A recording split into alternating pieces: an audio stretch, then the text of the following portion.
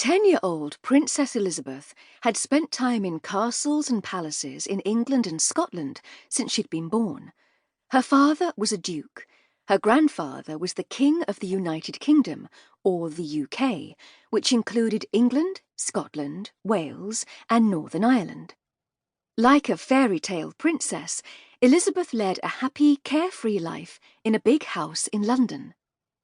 Called Lilibet by family members, Elizabeth had everything a princess could want: dogs, ponies, tiaras, closets full of pretty dresses, and a lot of free time.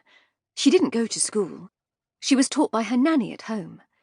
At the age of 6, she was given her own tiny cottage with a thatched roof made of straw. It was a playhouse for her and her younger sister, Margaret. It came with a working kitchen and child-sized furniture in all the rooms. Lilibet and Margaret were incredibly popular with the British people. Even as a baby, Lilibet received letters and gifts, 3 tons of toys, from people as far away as Australia.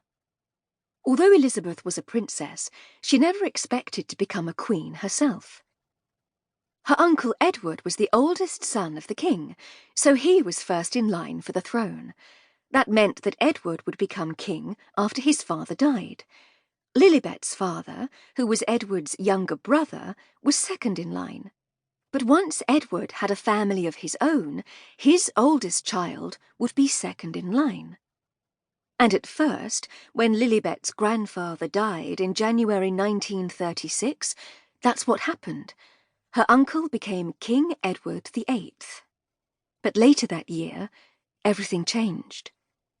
Edward had fallen in love with an American woman. He wanted to marry her, but she had been divorced twice. According to the Church of England, a king could not marry a divorced woman. Edward wanted to marry her so much, he decided to give up being king. On December 10th, 1936, King Edward signed papers and immediately stepped down. Lilibet's father instantly became king. Her father's real name was Albert, but he chose George as his royal name, King George VI. Now that her father was king, Lilibet was suddenly next in line for the throne. A servant came to tell Elizabeth the news. He bowed as he entered the room. From that moment on, everyone treated her differently, and her life was planned out for her.